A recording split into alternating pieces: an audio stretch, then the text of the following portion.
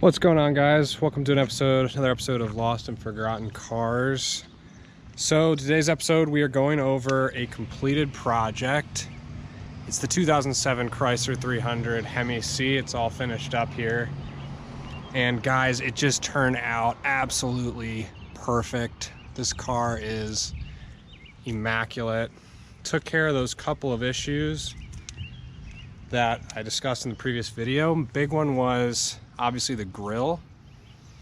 So sourced an OEM style OEM grill, new old stock kind of part for the Chrysler. Got that mounted, and then yeah, I mean, it's been cleaned and detailed. The paint is in just absolutely great condition. As you can see, there's just no scratches, there's no dings, there's no dents. The finish is perfect. And everything else turned out absolutely amazing. And so the other big thing that you guys are probably aware of, the headliner, it was kind of dirty, and I'd say it's about 80% better, 80% cleaned up. There's just kind of a little bit of staining that's left on there. That kind of might be permanent, but really 80% of that dirt's gone. It just looks a lot better than it did. Interior is basically as new. I don't know what else to say back here except that it's basically a brand new car. So why did I buy a 2007 Chrysler 300 with 7,000 miles on it? You know, why was I attracted to this car to begin with? And I mean, it's very simple. This is a car that when it came out in 2005, kind of this restyle, there was a Chrysler 300 with a V6 that was before this. So this came out with the V8, and it had 340 horsepower when equipped with the 5.7 liter Hemi. And that back then was pretty earth-shattering for a sedan, four-door sedan setup. This thing has a 0 to 60 time, I believe, in the 5s, like 5.6 or right under 6 seconds. And so again, for a four-door full-size luxury sedan to put up that kind of power and those kind of numbers is, to me, very impressive. And so, you know, when I was younger, this is the kind of car that kind of got your attention. You go to the car show, this was the car that everyone was checking out. And I don't know if everyone remembers that, but if you take yourself back to a 2007, 2008 car show, Motor Trend car show, the yearly one, you know, this was a car that there was lines to get to. So again, back to my original question, why was I attracted to this car? The answer is simple. These cars were driven hard. They were driven lots of miles. They're fairly reliable cars with the 5.7 Hemi. They're gonna have the number of issues. It's a multi-displacement engine, so it means it can shut off cylinders when driving. So there can be issues there for sure. These aren't bulletproof engines by no means, but these cars were driven hundreds of thousands of miles. They were, you know, lots of wear and tear. And even now, finding a good one, a Hemi, this one's a rear-wheel drive. So that means it has the V8, no all-wheel drive. Finding one of those in good condition, just good condition, is very hard. To find one with this low miles is, and you can check me on this, guys, you can go look on the internet, is very hard and very difficult. So I'm attracted to cars that are kind of these lost and forgotten cars. They're cars that have kind of survived, even though lots of them did not. And that's the case with this car. This is an example of a car that, yes, there are still certainly some nice ones left. Certainly, there's always going to be. But this is an example of one that is going to be hard to find, is already hard to find, And I see it as a car that once you would get another 5-10 years out is going to be even more extremely collectible. This being the, you know, a Hemi, the big 5.7, it's already had that kind of collectability from the start. But I see this as a car that's only going up in value. Another car that I think of that's only going up in value is going to be the Dodge Magnum. Now that's a wagon. Again, 340 horsepower, V8, rear wheel drive. That was a car that really got people's attention back in the mid to late 2000s. And truth is, they just don't make them like that today. To get that full-size wagon platform in the Magnum is going to be hard. And the kicker again is those didn't get saved. People drove those hard.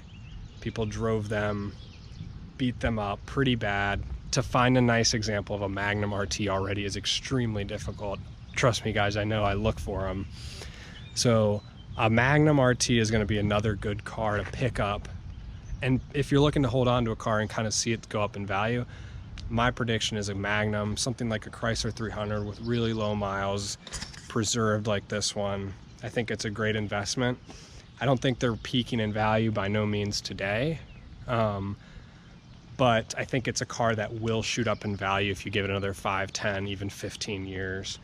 Now, again, condition matters a lot, and if you're going to drive the car a lot, that's not going to be a car that's going to hold its value as well, right? So anyways, that's why I'm attracted to this car. I see this as a car that is a great investment today. I think finding one in this great a condition is extremely difficult. I think it's going to only shoot up in value more, which is why I've highlighted it here on my channel, because I think this is a car that we're gonna see those values go up. It's going to be hard to get a nice one, very hard. People drove these. Let's talk about another thing. People modified these. You see how I had to take the grill off on this? That's just a small drop in the bucket of modifications that owners of these cars typically did. Big wheels, stereo systems, chrome pieces on the side of the doors, trim, moldings, fender lips, all sorts of stuff, right, that owners of these cars typically did. So, and that stuff's hard to reverse. So when you couple that with the high miles, lots of wear and tear on these cars, you can kind of see where I'm getting at. These cars just, they didn't survive. Not lots of them did. Now, I will put an asterisk and say a number of really solid Chrysler 300C SRT 8 examples will and have survived. Multiple owners, all these years, because that one was even more expensive than just a Hemi C. People kind of know that. Those weren't typically a daily driver type of car. Now, there's definitely guys that did. There's definitely ones, I mean, I know one of my friends growing up, he drove it hard. So yes, there's going to be those examples, you know, that got, you know, beaten up pretty bad. But I think, interestingly, there will be more SRT 8s, Chrysler 300s that will survive than just a base 300 Hemi C, which I think is just, it's an interesting package when you compare it. Yes, it's gonna be less horsepower, but I think it's also an interesting package. You're getting a lot in the Hemi C. So anyways, guys, I'm just kind of talking about that because I want to give you guys a glimpse of where I'm coming from when I buy a car like this, to ultimately resell, to fix up, to clean up, why I'm attracted to this kind of vehicle. I've bought probably just under 20 cars in the last year and a half, especially during COVID.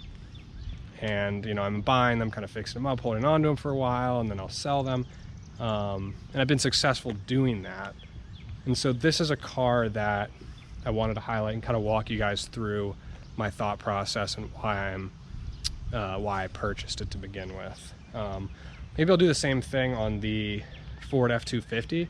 Again, it's not a car you might think is collectible today, but there is a reason why I was attracted to it. There's a reason why I purchased that one as well. There's a reason for everyone. that I ultimately buy, because I can kind of see that vision. I understand the rarity, all those things, condition, miles, all that. So anyways, guys, we'll spin you back around.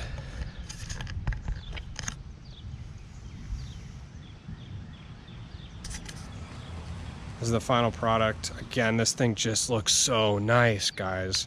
This thing turned out so good. This is an amazing looking vehicle. It's like it just ran off of the factory floor. Now I want to scoot you under here real quick and show you guys something really awesome. The previous owner said this thing was never used, never driven in the rain. And so I went to take pictures of this, and I pretty much confirmed that.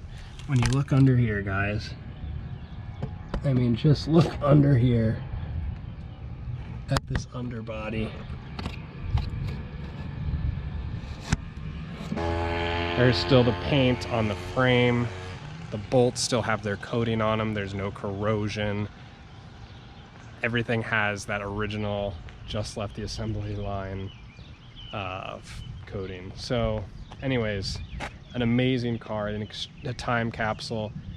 Honestly, it's a piece of Mopar history. I think it's a collector's grade vehicle. And I hope when I go to sell it here that the next owner can appreciate it, and hopefully it'll survive as long as it has in this good a condition. Anyways, guys, hopefully I have an update soon, probably next week, on the F-250. Had trouble getting the snowplow hitch off, so I'm having that done by a local shop while I get it inspected, and hopefully that all turns out well. We'll get that thing cleaned up. I'm gonna be buying some more cars soon. Don't forget to subscribe. I'm gonna be buying cars pretty regularly on this channel, and you're gonna see them from start to finish, updates throughout the process. And I think it's just gonna be really fun to see all the different kinds of cars that come in here. And I'll do the same thing like I did with this one. I'll walk you through why I decided to buy it, and you know, if it was a good decision. We'll have a follow-up as well with that. So anyways, guys, have a good one.